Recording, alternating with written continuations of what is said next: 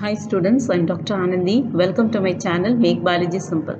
So today's video we are going to see about the topic called carbohydrates. So carbohydrates is one of the macromolecule which is a major macromolecule which is built up in our system, and this is also considered as one of the major diet which we consume in a day-to-day life.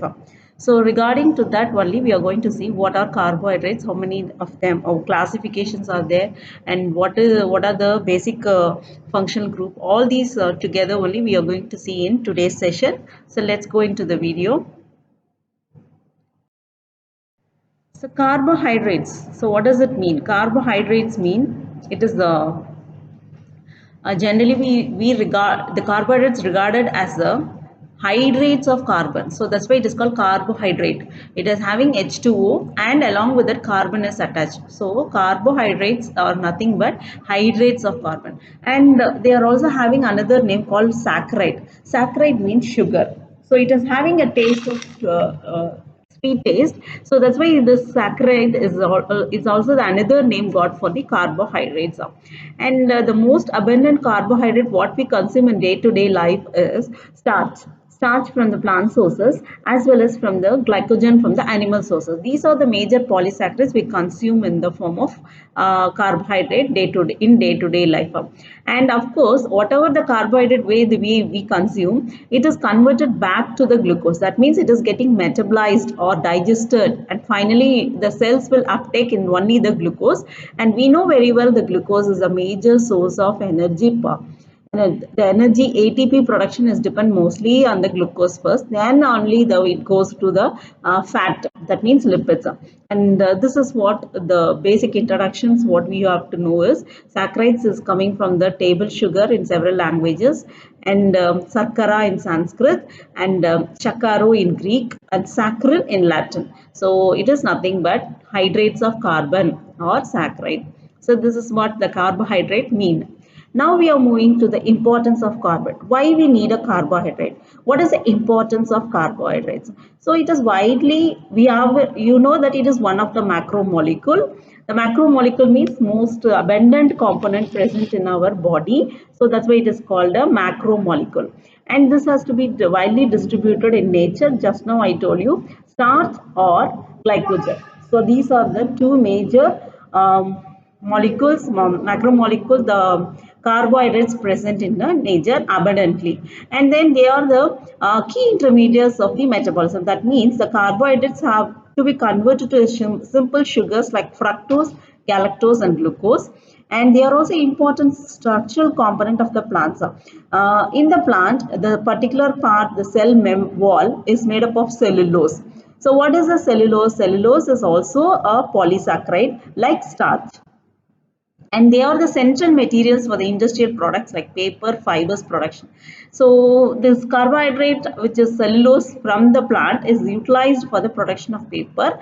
And of course in our food sources, the sugars, the flour, the vegetables and the fiber all are rich of carbohydrates. And this is how it is widely distributed and how we consume, and what is the functional of the other parts of the plant carbohydrates was we seen in the slide. So next what we are going to see is, already we have seen what is carbohydrate. It's a polyhydroxyaldehyde or polyhydroxyketone. Earlier we have seen hydrates of carbon. Hydrates of carbon. Here what is the other meaning or definition of the carbohydrate is polyhydroxyaldehyde or polyhydroxyketone, or a compound that yield these derivatives on hydrolysis. So for example, why it is called polyhydroxy means you have so many hydroxyl groups, OH, OH, OH.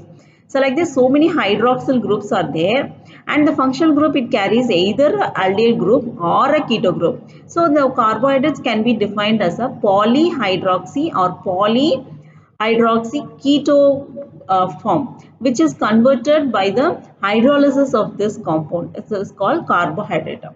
Now, what is the function? What is the purpose of intake of this carbohydrates? So in our system, for generally the carbohydrate is acting as a first and the foremost function is a energy source.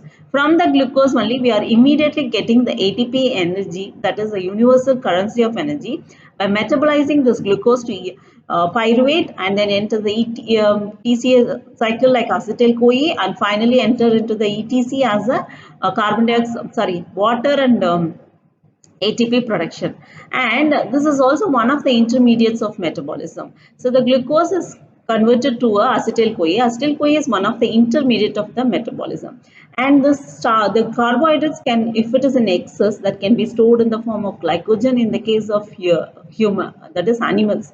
Animals and humans, we store the excess carbohydrates in the form of glycogen. And where does it store? Means it's stored in the liver. And they are also one of the most important components of the structures of the cells. For example, there are some receptors present in the cell membrane, and there are some hormones are there, and these are mostly along with the protein it is attached. They are not separate, it is attached with the protein, so that is also plays a major role in the structural component, formation of a cell membrane, receptor proteins, all these are rich in protein plus carbohydrate are there. And mostly the carbohydrates are fibers in nature. This fiber is also one of the important major constituent we have to consume through diet for the proper functioning of the intestines. The motility of the intestine, small and large intestine, is favored by the fibers. And a part of the carbohydrate is used for the building up of a nucleotide, say for example DNA and RNA. ATP, for example, ATP, CTP, GTP, TTP, AUTP, all these will have a sugar called ribose and deoxyribose. That ribose and deoxyribose belongs to the carbohydrate compound.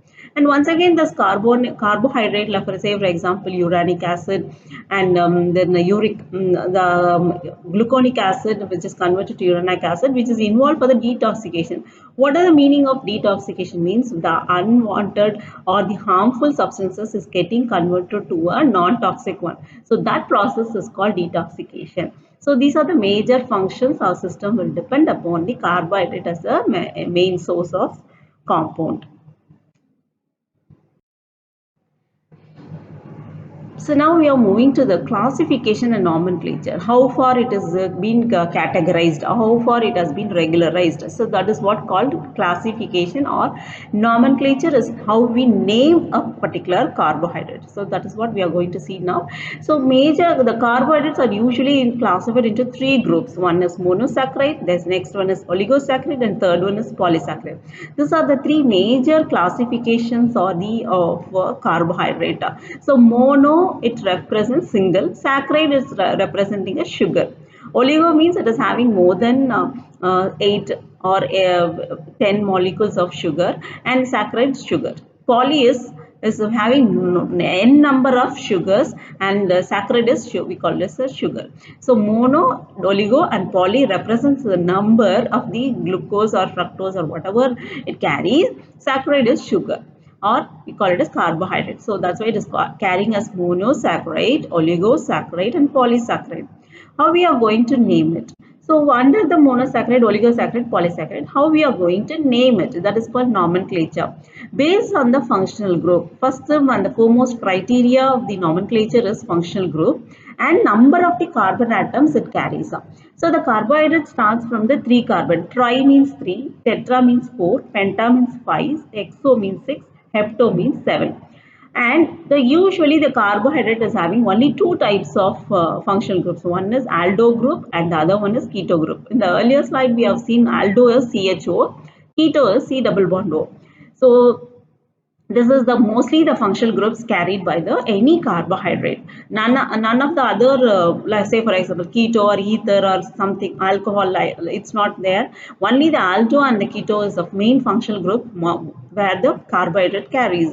So the number of carbon if it is carry, based on that also it can be called as that means nomenclature, that is naming the carbohydrate. So based on that 3 carbon, 4 carbon, 5 carbon, 6 carbon, 7 carbon it carries. So that's why it is the number of carbon atoms also it is dependent in the case of monosaccharide. Now coming to oligosaccharides, we have di, tri, tetra.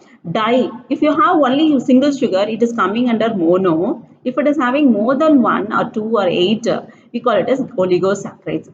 Disaccharide means we have only 2 monosaccharides combined. Say for example, maltose, lactose and sucrose. Maltose, lactose and sucrose. Tri means 3 molecules will be joined. So that is called raffinose. Tetra means stachyhose. That means 4 sugars may be joined up. So all these are called as di, tri and tetra molecules. That means tetra sugars. Coming to the polysaccharides, polysaccharide means it's having more than 8 molecules of sugars. N number of sugars will be there. So under that again they are classified into two types, homopolysaccharide and heteropolysaccharide. Homo means same sugar is present. Say for example glucose. If all the molecules of the homopolysaccharide carries glucose, then we call it as homopolysaccharide. Example starch. Suppose if it is only galactose, like that it varies. So mostly glucose will be dominating the homopolysaccharides. Example starch, dextrin, glycogen, cellulose, inulin. We should have a clarity of insulin and inulin. Inulin is belong to the homopolysaccharide. Insulin belongs to the hormone. If you put one S, it will vary the meaning. Insulin is a hormone, inulin is a homopolysaccharide. Coming to heteropolysaccharide, hetero means having more than one type of sugar. For example, galactose will be there, so and then derived form of that is called N-acetyl galactosamine. Like that, if modified sugar is there, derived sugar is there, then we call it as heteropolysaccharide. Or you have glucose, fructose, galactose, mannose, like that. If combined one is there, we call it as heterocyte. That means hetero means different, homo means same. So under the homopolysaccharides, we have seen hyaluronic acid, heparin, chondroitin sulfate, dermatin sulfate, and keratin sulfate. So these are the examples coming under the heteropolysaccharide, and the homopolysaccharides: starch, dextrin, glycogen, cellulose, and glucose, and inulin. So these are the examples for the homopolysaccharides.